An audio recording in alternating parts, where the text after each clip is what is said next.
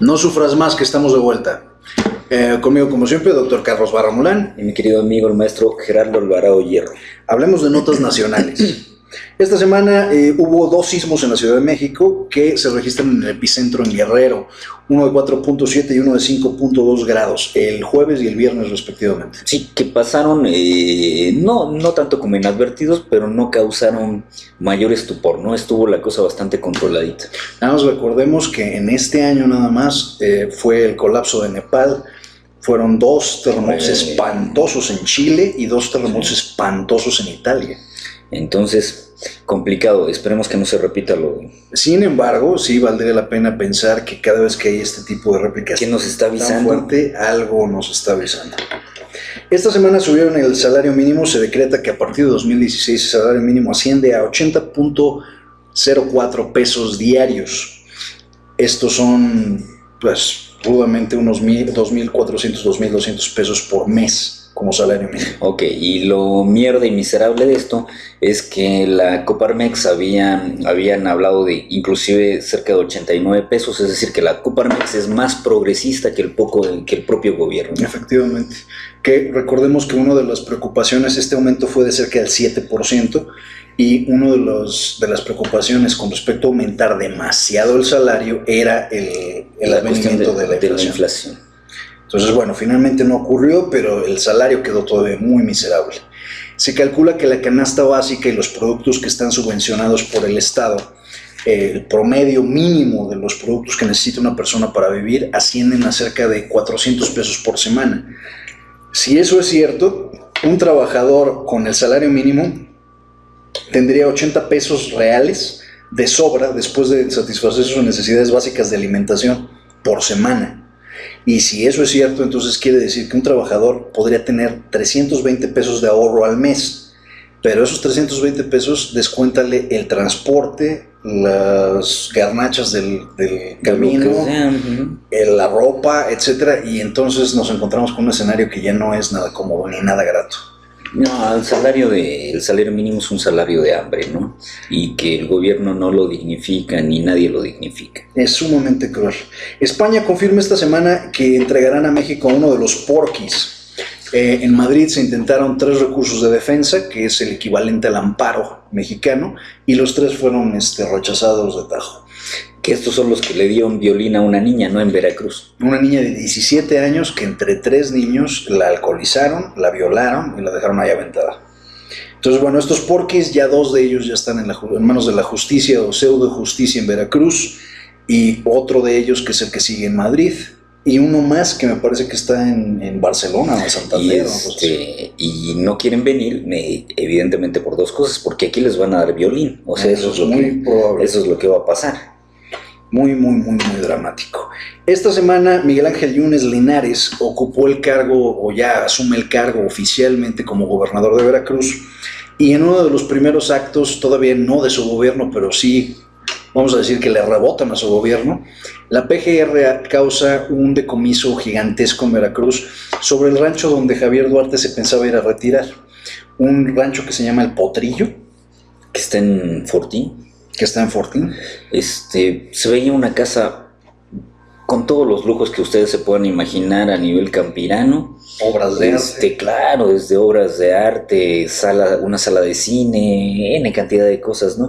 Algo asqueroso y brutal. Y entre eso y otros predios se suman cerca de 1.250 millones. Pero de todas maneras, Yunes sigue diciendo que no hay dinero, que no, o sea, hay dinero en inmuebles, pero esos inmuebles no sé si se van a subastar. Sí, no, y esos inmuebles finalmente no es líquido, y si no es líquido, no pues, pasa nada realmente con ellos. ¿Qué tanto te puede beneficiar? No. Hay cierta polémica, y esta polémica, por supuesto, en algunos círculos, no en todos, sobre la inminente creación de la Ley de Seguridad Interior, y esto cabría dar algunos antecedentes. Recordemos que en el 2008 y 2009 respectivamente, Felipe Calderón declara su guerra contra el narco, y esta guerra contra el narco venía aparejada a 2 cosas. Hay un sistema o un proyecto que otorga fondos a países en vías de desarrollo, por no decir del tercer mundo, de Estados Unidos a través del FMI, que se llama USAID, o USAID, ayuda de Estados Unidos. USAID viene asociado a la ley Mordaza o a varias leyes Mordaza sobre lo que se tiene que hacer para recibir esos fondos. Una de esas condiciones era que México tenía que crear un sistema de cortes o un sistema de juicios acusatorios adversariales o un sistema de juicios orales.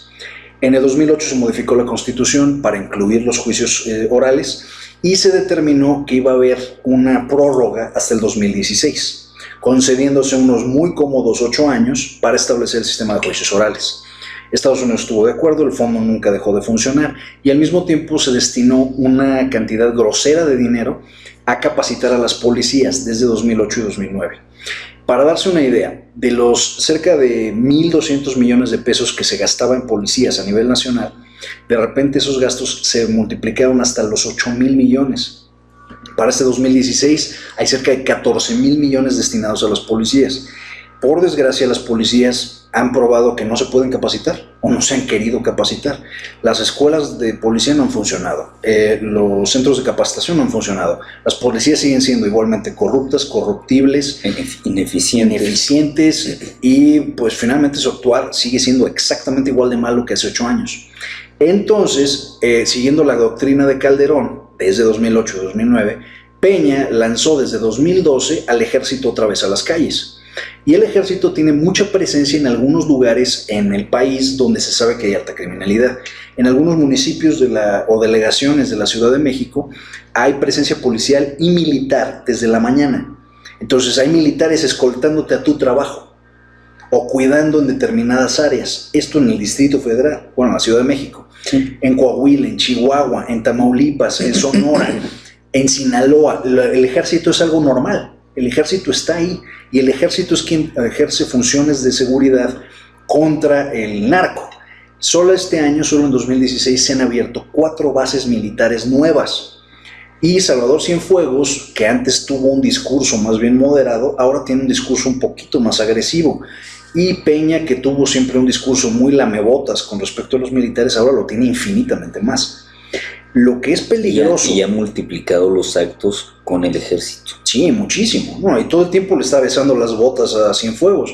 Lo peligroso es que el ejército está presente en prácticamente todas las zonas de conflicto del país y está realizando labores de pacificación a costa de, por supuesto, violaciones flagrantes de derechos humanos.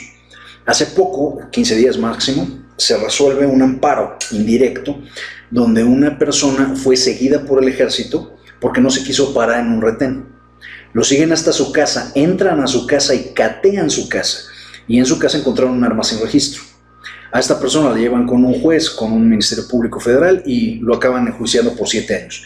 Lo que el hombre alegaba es que de acuerdo a los artículos 14 y 16 constitucionales, nadie puede ser molestado en su propiedad, en sus posesiones, sino por mandato judicial. Y la desgracia de esto fue que esto le pasó por no quererse parar en un retén. Ni siquiera por entrar en persecución, ni siquiera por nada, por no quererse parar en un retén. Lo irónico es que la Suprema Corte de Justicia le dio la razón a los militares y han habido otros 2 casos similares. Entonces, en este punto, nuestros derechos, aunque consagrados en la Constitución, como que efectivamente tenemos libertad de tránsito y libertad, todo está supeditado a lo que los militares digan. Y hay retenes militares, si ha viajado por este país en los últimos meses, por todas partes. Los militares están con una presencia gigantesca en las casetas de cobro de determinados estados, están ahí. Y lo que está criticando mucho en este momento, o se está criticando, sobre todo lo critica el Washington Times esta semana, estamos hablando de un golpe de estado silencioso. Sí.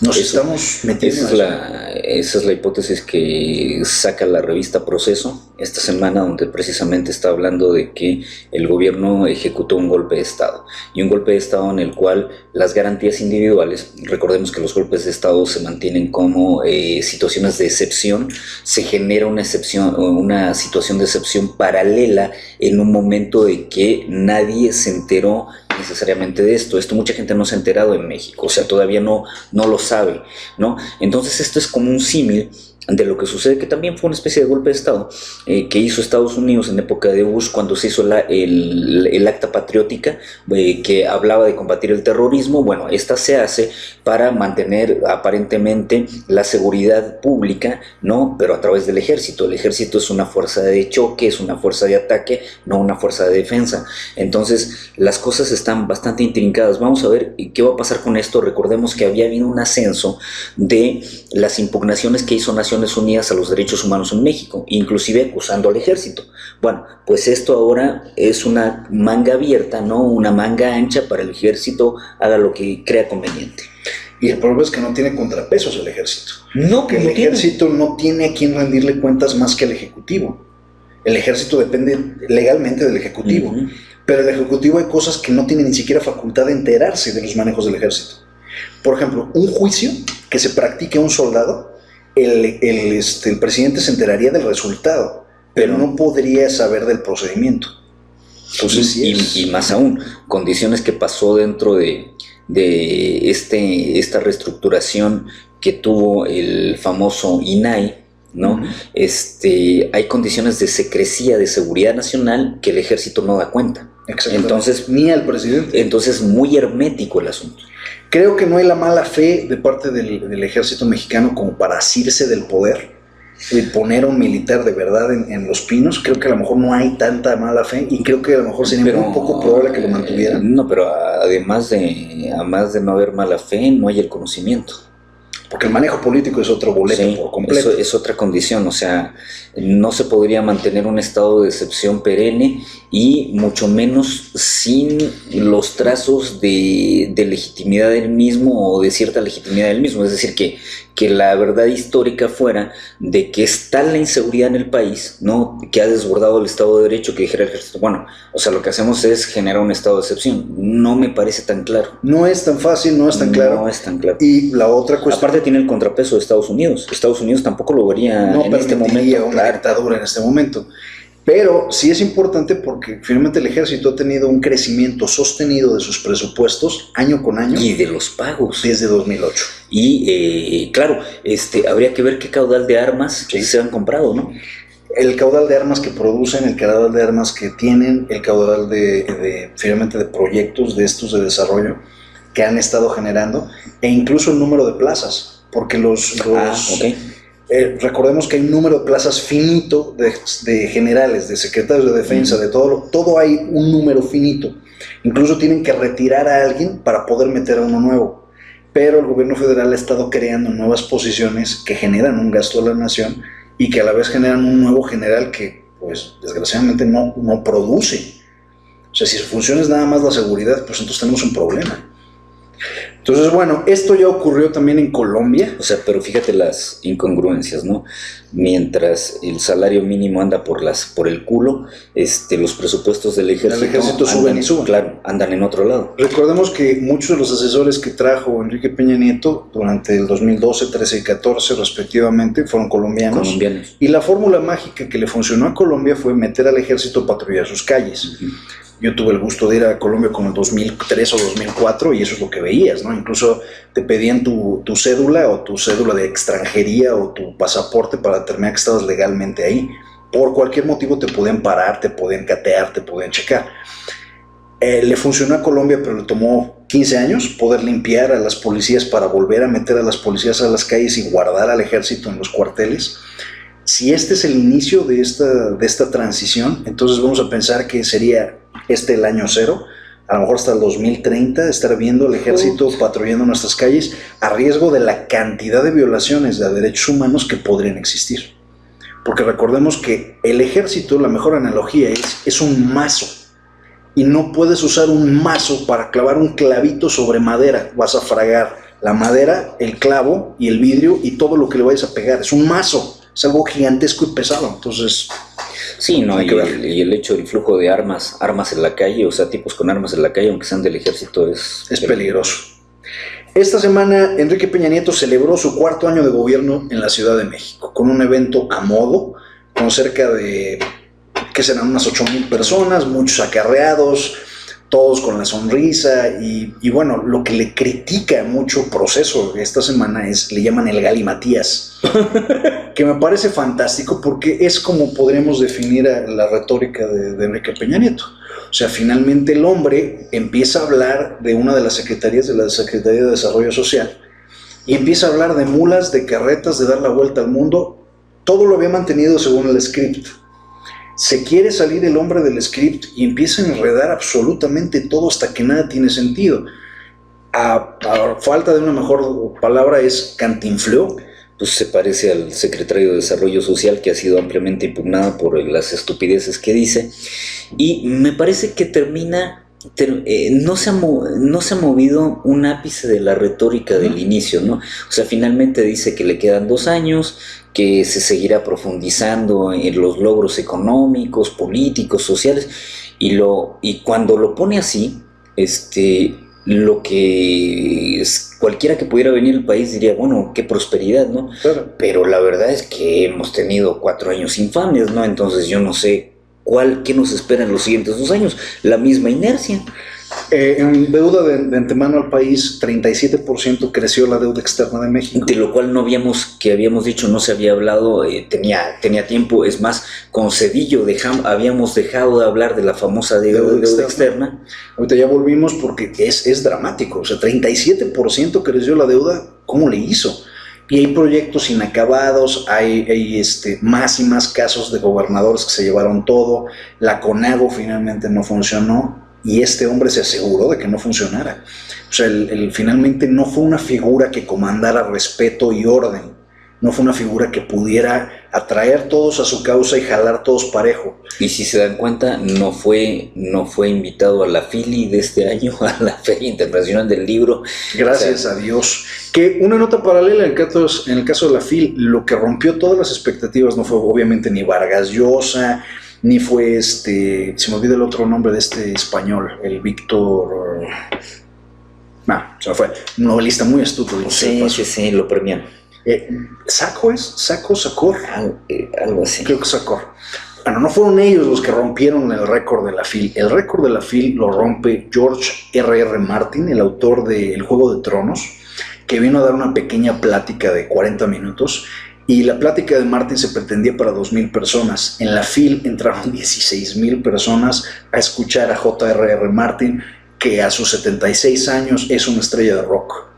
La serie más vista en la historia, llevan 5 temporadas, vale la pena cada una de ellas, le quedan 2 más a la serie, y es una de las series de mayor calidad en este momento en la televisión. Si no ha visto Juego de Tronos, véalo, vale la pena. Bueno, cambiando de tema, acusan a la mamá de Roberto Borge, exgobernador de Quintana Roo, por lavado de dinero. No se ha girado orden de aprehensión en contra de la mujer, pero es altamente probable que se haga esta semana.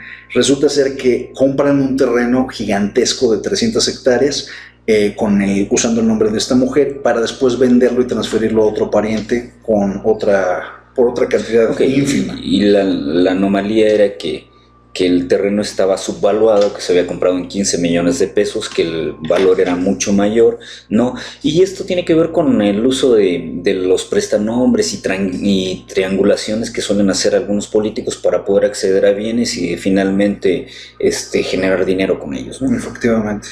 El PSD afirma esta semana que estarían dispuestos a perder su registro con tal de que Cuauhtémoc Blanco se vaya de la alcaldía de Cuernavaca. Y el Cuau tiene 2 problemas muy fuertes. Primero, el contrato que pensé que iba a decir que le gustan las putas y las teiboleras. Le fascinan, y si no, ¿por qué anduvo con Galilea Montijo?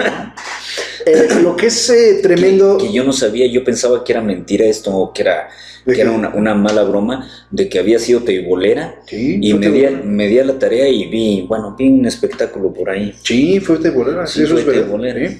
¿Sí? Niurka también parece que fue teibolera, ¿no? Allá fue teibolera. En Cancún, ¿no? Sí. Incluso por ahí se rumora que había ciertas habilidades felativas para salir de la isla. No sé, sí, eso todo es cierto. Todas esas actricillas de Televisa no llegaron ahí más que por trabajo. Y a veces nos dan a pensar que no superaron la etapa oral. Muy ciertamente. O no tienen control de esfínteres, pero es otro rollo. El PSD dice que estaría dispuesto a perder el registro porque Cuauhtémoc Blanco trae varios problemas. Lo primero que hizo al llegar Cuauhtémoc es que pone todo el poder en su asesor y su manager de toda la vida. Y el asesor y el manager hace una especie de junta para ver quién funcionaba y quién no. Y decide despedir a 4 o 6 trabajadores de base. Los 4 o 6 trabajadores de base levantan una demanda que Cuauhtémoc se pasó por el arco del triunfo y ahora, como petición de la Junta, tenía que o pagarles una millonada a los trabajadores o renunciar él y dejar que otro presidente entrara. Pero Cuauhtémoc ni se va a consecuencia del laudo, ni les está pagando a los trabajadores y simplemente sigue adelante. Y en este momento surge el contrato de 7 millones que le paga el PSD a Cuauhtémoc por volverse candidato. Entonces está muy empantanada ahí la situación, pero pues este señor ya llegó a un punto de sacar de quicio hasta su propio partido. ¿Cuánto le queda? También le quedan 2 años más. Le quedan 2 años más. Pues a lo mejor esto se puede volver interminable, o sea, puede utilizar recursos para no pagarle y dejar a la siguiente administración totalmente endeudada. Claro, y los problemas de estos tipos con otros, pero a lo mejor ellos también quedan en indefensión una vez que se vaya este tipo. Queda en relieve, por ejemplo, en el caso de Cuauhtémoc Blanco, como alcalde, como presidente municipal, lo interesante de nuestra ley que no tiene ningún supuesto donde podamos remover un alcalde por ineficiencia, por total ineptitud, y no lo podemos quitar. No. Solamente que tendría que haber alguna condición extrema, ¿no? Tendría que matar a alguien para sacarlo. Pero de otra forma, no hay forma en el infierno. El fuero que tiene el alcalde le alcanza. Y después tienes gobernadores, y estaba Borge, que sabíamos, estaba Javier Duarte, que sabíamos, estaba el mismo Paco Olvera, que sabíamos, o sea, estaban todos los gobernadores que sabíamos que estaban robando a manos llenas, y que la gente no estaba contenta, las aprobaciones de los gobernadores estaban por los suelos, pero no hay forma de quitarlos. Entonces, interesante porque pues también tenemos un presidente que anda por ahí y no hay forma de quitarlo. Pues esto está en el ridículo, ¿no? O sea, esta condición de estos tipos que pertenecen a la farándula, al deporte, son pocos los que son sensatos habitualmente, en su mayoría son idiotas, ¿no? Entonces, no le extraña a nadie lo que pasa. Lo que sí me llama la atención es que dicen que el electorado mexicano está más maduro. Y más consciente. ¿Cómo sería si no lo estuviera? Si ese es el caso, entonces explíquenme la elección de Cuauhtémoc Blanco. O la de Vicente Fox. Yo no lo entiendo. Y ahora que ves a, por ejemplo, Enrique Peña Nieto, dime que no volteas a verlo y por contraste con Fox, dices, qué bien estábamos con Fox. Estaría mejor con Fox. No, es que es increíble, ¿no? Dices, bueno, se presenta Fox y a lo mejor el pecado eran las botas y el ego y la forma pero también absurda de actuar, de hablar. Pero también la falta de conocimiento, ¿no? También pero de este tamaño, ¿te parece más ignorante Fox que Peña Nieto? Por ahí.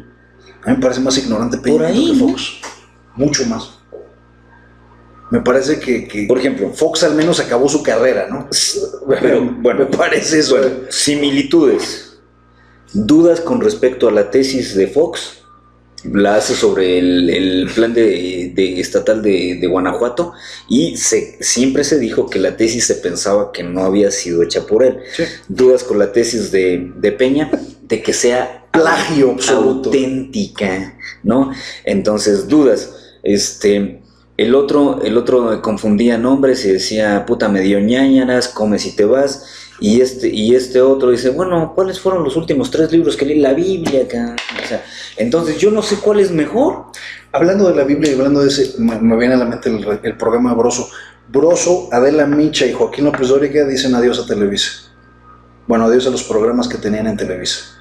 El programa de Joaquín López Dóriga, que yo no sé quién lo veía, de Chapultepec 18. Sí, yo no lo vi. Pasaba una vez por semana. Yo nunca supe, pero nunca lo vi. Fíjate que a Joaquín lo vi ahora que hubo la elección de Trump, la elección de Estados Unidos.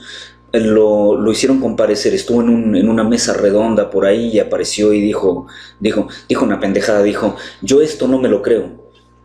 Pues había que creérselo, ¿no? O sea, como diciendo no lo acepto. Bueno, mucha gente no lo aceptaba, pero el análisis no partía por ahí, ¿no? Entonces... triunfó el racismo, qué sorpresa, ¿no? Claro, y el racismo, la empatía, el liderazgo mesiánico, todas esas madres se juntaron. Bueno, pero el caso es que sí, que yo creo que ellos ya se van ya cumplieron el ciclo para Televisa Se acabó. y adiós. Pasarán, me imagino que se seguirán en radio. Se va Broso también, ¿eh? Claro, en el caso de Broso es más controvertido por el rating que tenía, entonces no tanto con Joaquín y no tanto con Adela. Ahora se especula si se lo va a quedar MBS, si se lo va a quedar Telemundo, si se lo va a quedar quién. Porque Broso es dueño de su propio nombre, del programa de Broso, del Mañanero. Y es rentable. Es altamente rentable. Entonces ahí habría que ver, pero por ejemplo, estuvo en Canal 40, estuvo en en TV Azteca y estuvo en Televisa. Entonces hay que ver ahora qué ámbito le puede venir.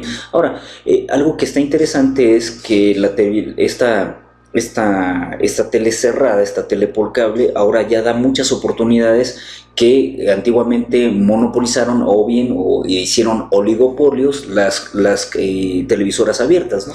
No, y si no, finalmente está la televisión por internet. O sea, si lo que Broso quisiera hacer... Que es una opción que va a ir creciendo, que ha ido creciendo, entonces sí, va a entrar. Va a ser interesante eso, exactamente cómo se inserta Broso de estos personajes.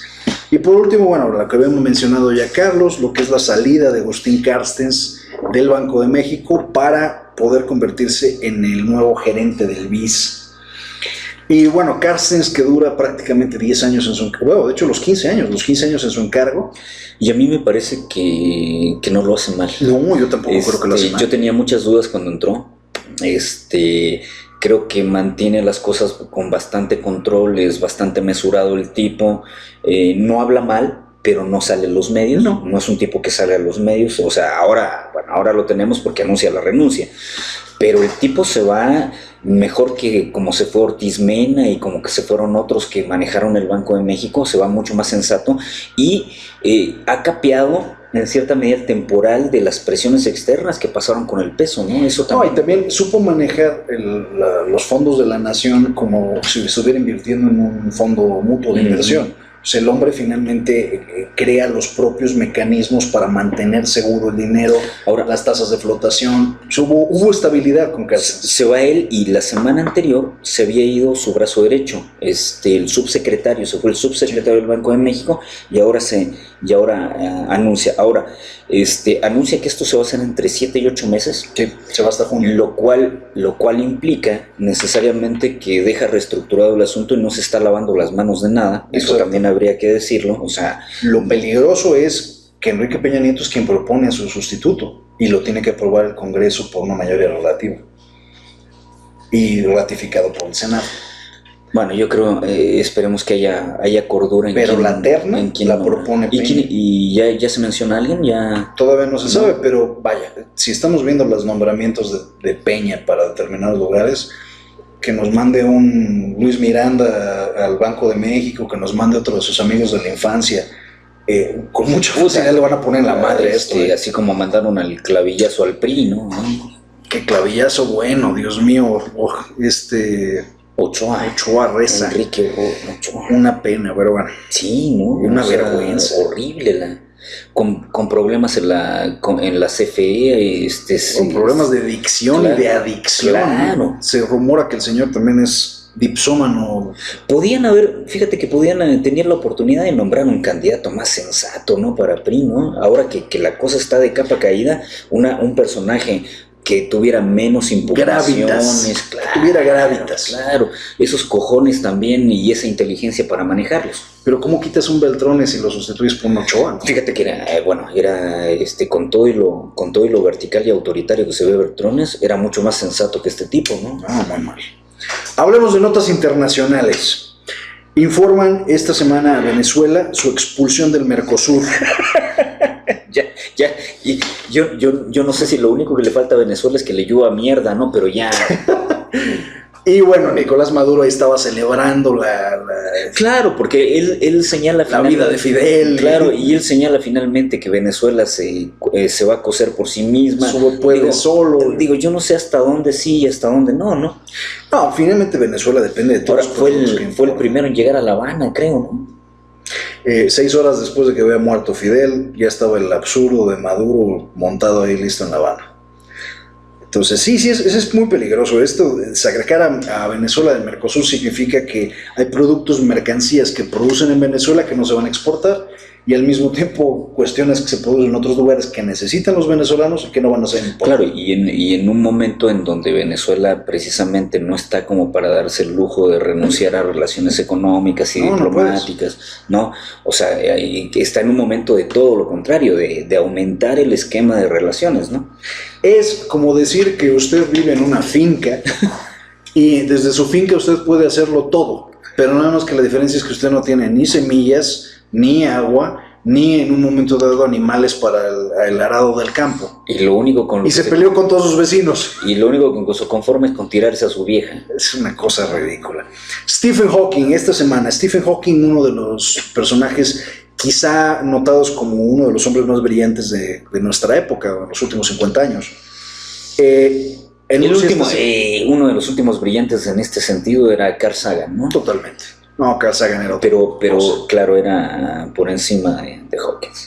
Y Hawking, sin embargo, británico además, hace un comentario sobre que este es el momento más peligroso para el planeta Tierra en la historia de la humanidad. Él cree que en este punto la existencia humana es más parecida a un virus, que lo que estamos haciendo pondrá en peligro los próximos 100 años de la humanidad y que todo tiene que ver con una ambición que el ser humano mismo no entiende.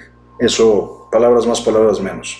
Es una buena tesis. Yo diría que la ambición sí la entendemos y muchos la traducen en niveles de vida y en cómete todo ahora y ya. Y la conciencia no va más allá porque quien tiene realmente vive de estas cadenas de valor en el cual la pobreza se genera a partir de la riqueza. Es decir, no conoceríamos la riqueza si no existiera la pobreza y viceversa, acuérdense lo que les diga. Entonces, ¿por qué existe la pobreza? Porque es una cadena de valor dentro del ámbito y la lógica de la riqueza. Esta idea de externalización que finalmente tienen países y empresas, y etcétera, de no importar qué cause su propia huella en el trayecto de vida, nos está afectando de sobremanera. Claro, si la externalidad no es una cuestión nueva, es una cuestión que se empodera a través de la concepción que le dimos ahora, pero es una cuestión desde la época de la expansión monopólica del siglo XIX que tenemos los procesos de externalidad y los países a nivel gobierno no han tenido los mayores mecanismos para poder evitar el uso irracional de todo lo que se consume y de todo lo que se produce. Efectivamente. Entonces, interesante la tesis de Hawking de esta semana, movió algunas cabezas. Recordemos que Hawking... Bueno, ¿te acuerdas el tipo que se lanzó a la presidencia? Al Gore. Al Gore también advirtió, y que cuando empieza a advertir esto del cambio climático, toca vértebras sensibles no con el cambio climático, sino con los efectos del cambio climático. Y las causas. Finalmente las causas del cambio climático tienen que ver con la forma en la que estamos abasteciendo de electricidad a nuestras ciudades, a todos en general. Esta semana hay un temblor en Perú que causó daño a casas, vías de comunicación, etc. Es un temblor de 6.6 puntos en la escala de Richter. Sí es fuerte, no es devastador, pero es muy fuerte. Y otra vez el anillo de fuego, el anillo tectónico que hay alrededor del Pacífico, el Atlántico, vuelve a temblar. Entonces, cuidado México, ojalá y no nos despertemos con una sorpresita en estas épocas navideñas. Ojalá que no. Pero sí es muy fuerte. Porque hemos tenido tantas calamidades que así como a Venezuela lo único que le falta es que le llueva mierda, a nosotros que nos mea un perro, ¿no? Efectivamente. Entonces no es positivo. Hay un personaje muy simpático de una serie de televisión que critica abiertamente a Donald Trump y hace una crítica sobre la política de Trump, sobre el muro. ¿No es Baldwin? No, Baldwin es genial. Claro, lo hace caca, ¿no? No, Baldwin es genial. Oye, ¿y este tipo no se enoja? ¿Trump no se ha enojado con Sí, alguien? Claro, ya le dijo varias veces que el hombre no lo puede representar, que cómo es posible.